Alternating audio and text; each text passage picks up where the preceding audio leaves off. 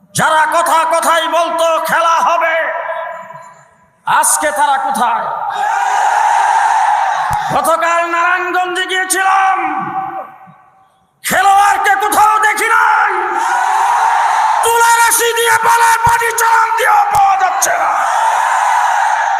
সংগ্রামী সাথী ও বন্ধুগণ, পিলখানার আর্মি অফিসারদের হত্যা করে দেশকে কার্যকর রাষ্ট্রে পরিণত করতে চেয়েছে, দাবিদার রাষ্ট্রে পরিণত করতে চেয়েছে। পিলখানার প্রত্যেকটা অফিসারের হত্যার বিচার প্রকাশ্যে করতে হবে। 2013 সালে শাপলা চত্বরে তাহাজ্জুদরত জিকিররত আলেম ওলামায়ে কেরামের উপরে নির্বিচারে গুলি চালায় যে শেখ হাসিনার নির্দেশে হত্যা করা হয়েছিল, শেখ হাসিনাকে ধরে এনে প্রকাশ্যে ফাঁসির কাস্টে ঝুলাতে হবে। বর্তমান তত্ত্বাবধায়ক সরকারকে ধন্যবাদ জানিয়ে বলতে চাই, জনাব ডাক্তার ইউনূস সাহেব, আপনি একজন গুণীজন, আপনি নোবেল পুরস্কার পেয়েছেন, আমরা আপনাকে দিয়ে গর্বিত।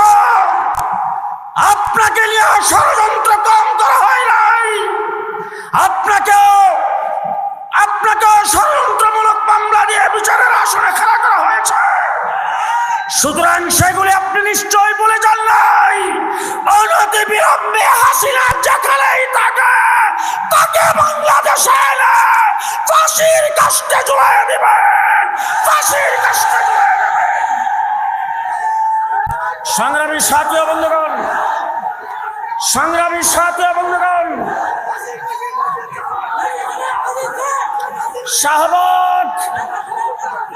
শাহবাগে নাস্তিকার মুরতাদরা আল্লাহর নবীর ইজ্জতের উপর যখন আক্রমণ করেছিল, আল্লাহ মাহমুদ শফি রহমতুল্লাহ আলাইহির নেতৃত্বে শাপলা চত্বরে আমরা জমায়েত হয়েছিলাম।